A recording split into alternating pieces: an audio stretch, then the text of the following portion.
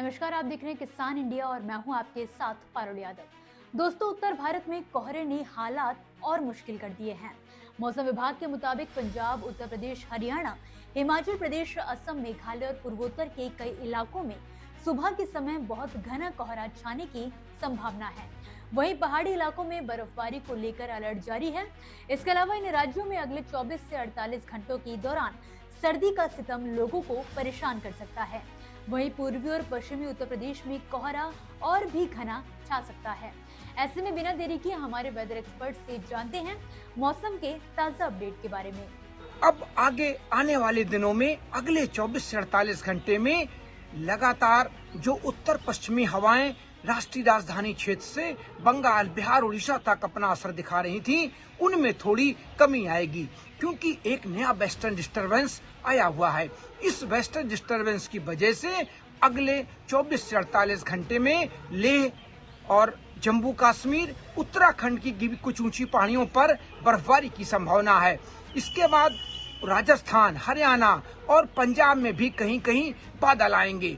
इसी के साथ जो नमी बंगाल की खाड़ी से उत्तर भारत पर ऐड हो रही है, जिसकी वजह से उत्तर प्रदेश के कई इलाकों में पिछले 24 घंटे से सुबह शाम का घना कोहरा देखा जा रहा है और आज धूप भी नरम हुई है।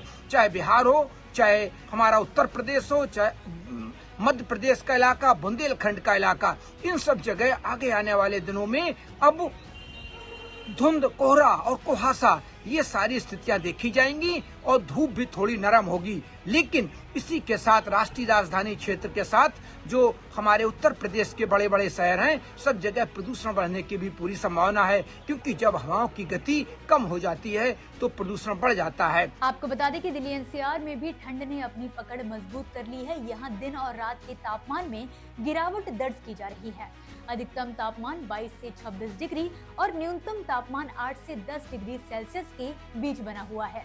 अगले 24 से 48 घंटों के दौरान सुबह के समय हल्का सा मध्यम कोहरा छाने की संभावना है।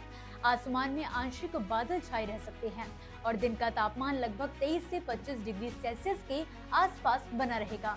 देश के कई इलाकों में पिछले एक हफ्ते से शीतलहर का प्रकोप जारी है। इसके बाद आप देखिए, पहाड़ों पर अभी तक कोई भारी बर्फबारी नहीं हुई है, लेकिन लगातार ठंडक और जो तापमान है हमारे, वो औसत से 2 से 4 डिग्री तक रात के तापमान और कहीं कहीं 6 डिग्री तक हैं। लेकिन दिन के तापमानों में जो औसत से ज्यादा हैं, ये भी हमारी किसानों के माथे पर चिंता की लकीरों वाली बात है कि दिन के तापमान औसत से ज्यादा हैं, रात के तापमान औसत से 2 से 6 डिग्री तक कम है।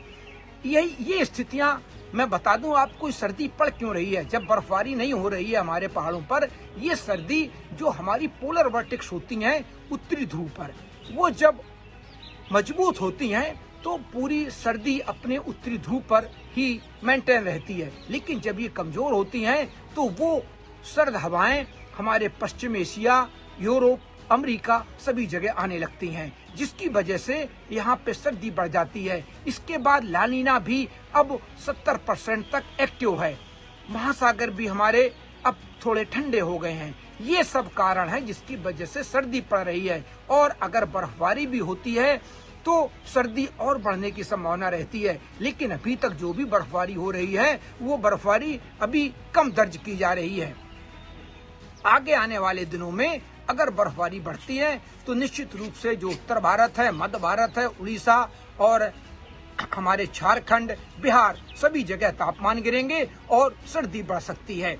फिलहाल अभी बारिश की संभावना अगले 48 घंटों में कहीं भी नहीं देखी जा रही है, जो हमारे उत्तर भारत के गंगा के मैदानी भाग हैं। तो किसानों को भी ये सलाह दी जाती है कि जहां पर उनको जिन फसलों में लग रहा हो कि पानी की जरूरत है तो वहां सिंचाई कर दें, क्योंकि इस समय वेजिटेटिव ग्रोथ के लिए नमी की भी आवश्यकता होती है। ये सारी चीजें किसानों को याद रखनी है और प्रदूषण के लिए भी लोगों को सलाह दी जाती है कि वो दिन में घर से बाहर निकलें तो मास्क लगाकर निकलें, और जो बच्चे हों, बीमार हों और बुजुर्ग लोग हों वो बाहर निकलने में थोड़ा परहेज करें, क्योंकि इसमें जो 2.5 के कण होते हैं वो श्वास के जरिए हमारे ब्लड में सर्कुलेट हो जाते हैं। इसी के साथ मौसमनामा के इस एपिसोड में फिलहाल के लिए बस इतना ही। आप मुझे दीजिए इजाजत और मौसम से जुड़ी ताज़ा अपडेट्स के लिए देखते रहिए किसान इंडिया। धन्यवाद। अगला स्टेशन आपकी मनचाही मंजिल खुशहाली है। खुशहाली के दरवाजे चारों ओर से खुले रहेंगे। किसान इंडिया के साथ यात्रा करने के लिए आपका धन्यवाद।